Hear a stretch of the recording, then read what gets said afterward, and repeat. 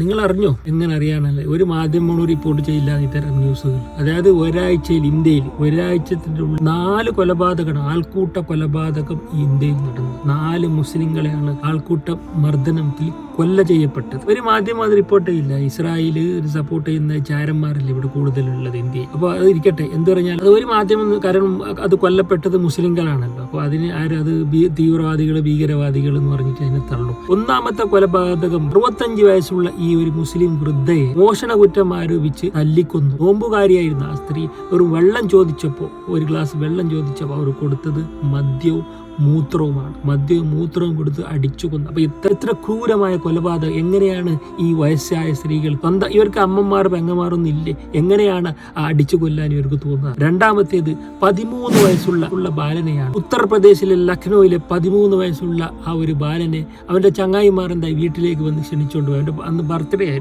നോമ്പ് നോറ്റിരുന്ന ആ പാവം ബാലൻ വീട്ടിൽ നിന്ന് കൂട്ടുകൊണ്ടുപോയി പാർട്ടി ആഘോഷിച്ച് എന്നിട്ട് എന്താണ് ചെയ്യുന്നത് അറിയോ? വെടിവെച്ചു കൊന്നു. അതും 12-13 വയസ്സുള്ള അവന്റെ കൂട്ടുകാരാണ് വെടിവെച്ച് കൊല്ലുന്ന റിവാൾവർ ഉപയോഗിച്ച്. അവരുടെ അച്ഛൻ്റെ പേരിലെടുത്ത ഇതായിരുന്നു റിവാൾവർ എന്ന് അറിയപ്പെടുന്നത്. അപ്പം അത്രയ്ക്കും അവിടെ നോക്കാം, അവിടെ ആരും ചോദ്യം ചെയ്യാൻ ആളില്ല, കൊണ്ടുപോയി വെടിവെച്ച് കൊല്ലും. എന്തോ ഒരു മുമ്പത്തെ എന്തോ പിണങ്ങിയതിൻ്റെ ദേഷ്യം ഉണ്ടായിരുന്നു എന്നാണ് അവൻ്റെ അച്ഛന് പറയുന്നത്. 3ാമത്തെ കൊലപാതകം രാജസ്ഥാനിലെ ഛത്തീസ്ഗഡ് എന്ന സ്ഥലത്താണ്.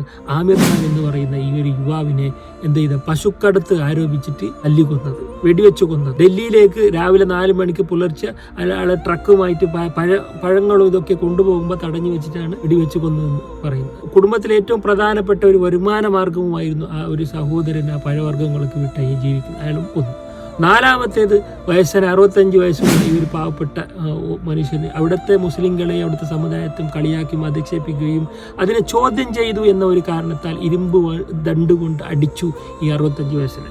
ഈ 4 കൊലപാതകം ഒരാഴ്ച കൊണ്ടാണ് ഈ ഇന്ത്യയിൽ. ആരെങ്കിലും അറിയോ? ആരെങ്കിലും ചർച്ച ചെയ്യപ്പെട്ട, അല്ലെ ഏതെങ്കിലും ഒരു BJP നേതാവ് അവിടെ പോയ, അവരുടെ വീട്ടിലേക്ക് പോയ?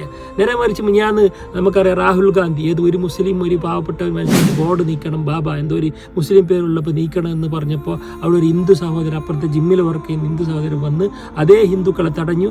പേര് പറഞ്ഞു മുഹമ്മദ്, പേര് ചോദിച്ചപ്പോൾ പറഞ്ഞത് മുഹമ്മദ് എന്ന് പറഞ്ഞിട്ട് നിങ്ങൾക്ക് എല്ലാവർക്കും. എന്നിട്ട് ആ ഹിന്ദു സുഹൃത്തുക്കൾ അവിടുന്ന് ഓടിച്ചു വിട്ടത് ഇതേ ഹിന്ദു സഹോദരനാണ്. അപ്പോൾ അവിടെ അഭിനന്ദിക്കാൻ പോയത് രാഹുൽ ഗാന്ധിയാണ്. അവിടെ ഒരു BJP നേതാക്കളെ അഭിനന്ദിക്കാൻ ഒരു നല്ല വാക്ക് പറയാനോ പറഞ്ഞിട്ടില്ല. അതാണ് BJP നേതാവ് ഇത്തരം വീട്ടിലേക്ക് പോകില്ല, ഒരു ആശ്വാസ വാക്കുകൾ ആ കുടുംബത്തിന് കൊടുക്കില്ല. പകരം ഇതുപോലുള്ള ഈ തല്ലിക്കൊന്ന ആൾക്കാരെ എന്താക്കും, ജയിലിൽ നിന്ന് പെട്ടെന്ന് മോചിപ്പിക്കുന്നു, അവർക്ക് പാരിതോഷികങ്ങളും പൈസയൊക്കെ കൊടുത്തിട്ട് പ്രോത്സാഹിപ്പിക്കുകയാണ് ചെയ്യുന്നത്. ഇതുപോലുള്ള BJP നേതാക്കന്മാരാണ് ഇവിടുത്തെ മതപണ്ഡിതന്മാരൊക്കെ പോയി കാണുകയും എന്നിട്ട് മുസ്ലിങ്ങൾ ഇവിടെ സംരക്ഷിതരാണെന്നൊക്കെ പറയുന്നത്. പക്ഷേ ഇതിനെതിരെ സംസാരിക്കാൻ ചങ്കുറപ്പുള്ള ഏതെങ്കിലും ഒരു മതപണ്ഡിതൻ ഇന്ന് ഇന്ത്യയിലുണ്ടോ? ഏതെങ്കിലും ഒരാളുണ്ടായിരുന്നു, ഒരാൾ, അതായത് നമ്മൾ അബ്ദുൽ നാസർ മാദനി ഇപ്പോൾ ഉണ്ടായിരുന്നെങ്കിൽ അതിനെ പ്രതികരിക്കുമേ. പക്ഷെ അങ്ങനെ പറഞ്ഞ ആളെ അവസ്ഥ ഇപ്പം എന്ത് നോക്കുക? അതാണ് ഇന്ത്യ. അങ്ങനെ പറയുമ്പോൾ, അവർക്കെതിരായിട്ട് പറയുമ്പോൾ അയാളെ ഭീകരവാദിയാക്കും, ജയിലിലേക്ക് തള്ളിവിടും, വലിയ കുറ്റം ഭീകരവാദ കുറ്റം ചുമത്തി ജയിലിലേക്ക് വിടും. അതാണ് അബ്ദുൽ നാസർ മാദനി അനുഭവിച്ചുകൊണ്ടിരിക്കുന്നത്. അതൊക്കെ കണ്ടുകൊണ്ടാണ് ആരും BJPക്ക് ഒരു നേതാവ് സംസാരിച്ചാൽ അവർ കൊന്നുകളയും. ഇപ്പോൾ നോർത്ത് ഇന്ത്യയിലൊക്കെ പോയാൽ മുസ്ലിങ്ങൾ ഇവിടെ സുരക്ഷിതരാണെന്ന് പറയുന്ന ആൾക്കാരൊക്കെ കേൾക്കാം. നോർത്ത് ഇന്ത്യയിലൊക്കെ താടിയും ഖുർആനും വെച്ച് ട്രെയിനിൽ പോകാൻ പേടിയാണ്. താടി വെച്ച് നോമ്പ് നോറ്റ് ട്രെയിനിലൊക്കെ പോകാൻ അവിടെ നോർത്ത് ഇന്ത്യയിൽ ഭയമാണ്. എന്നിട്ട് നമ്മൾ എങ്ങനെ ഈ ഇന്ത്യ രാജ്യത്ത് മുസ്ലിം എങ്ങനെ സുരക്ഷിതരാകും? അപ്പം ഇതൊക്കെ ചർച്ച ചെയ്യേണ്ട വിഷയമാണ്. ഇതിനെക്കുറിച്ച് BJP നേതാക്കന്മാർ ഇങ്ങനെ പുകഴ്ത്തുന്ന ആൾക്കാർ BJP കേരളത്തിൽ തന്നെ കണ്ടില്ലേ, ബംഗ്ലാദേശിൽ നിന്ന് ഒരൊറ്റ പേര് കേട്ടപ്പോൾ അടിച്ചു കൊന്ന ഇവിടെ ഈ കേരളത്തിൽ വിത്ത് പോലും മുളച്ചിട്ടില്ല. ഒരു വിത്ത് മുളച്ചാൽ BJPയുടെ വന്നാലുള്ള അവസ്ഥ ആലോചിക്കുക. മുമ്പ് തന്നെ എന്തായി, അവരുടെ ആ ഒരു സ്വഭാവം, നോർത്ത് ഇന്ത്യൻ്റെ ഒരു സ്വഭാവം കാണിച്ചു. പക്ഷേ ഇവിടെ കേരളത്തിൽ നടക്കില്ല. ഉടനെ അവർ അറസ്റ്റ് ചെയ്തു. ഒരു ഹിന്ദുവിനെ തന്നെ കൊന്നത്, പക്ഷേ അവരെ വിചാരിച്ചത് മുസ്ലിമാണെന്ന്. ബംഗ്ലാദേശ് എന്ന് പറയുമ്പോൾ അടിച്ചു കൊന്നു.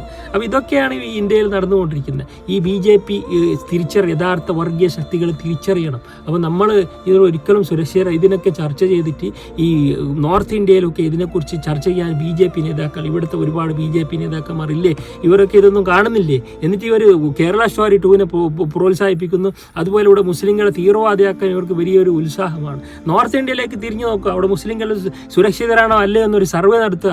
എന്നിട്ട് ഇതിനെക്കുറിച്ച് മീഡിയയിൽ ചർച്ച ചെയ്യണം. ഇത്രയും 4 ഈ മുസ്ലിങ്ങളാണ് മരണപ്പെട്ട് കൊല ചെയ്യപ്പെട്ടത്. ഒരു കുറ്റവും ചെയ്യാത്ത പട്ടികളെ പോലെ അടിച്ചു കൊന്നത് ഇതേ ഇന്ത്യയിലാണ് ഒരാഴ്ച മുമ്പ്. ഇങ്ങനെ നമ്മൾ അറിയാത്ത എത്രയെത്ര സംഭവങ്ങൾ അവിടെ നോർത്ത് ഇന്ത്യയിൽ നടന്നുകൊണ്ടിരിക്കുന്നു. അപ്പോൾ ഇതൊക്കെ കാണാനും ചർച്ച ചെയ്യാനും ഒരു മാധ്യമമില്ല, ആരുമില്ല. ഇതൊക്കെ നമ്മൾ എന്ത് ചെയ്യണം? ചർച്ച ചെയ്യണം, നമ്മളൊക്കെ ഷെയർ ചെയ്യണം.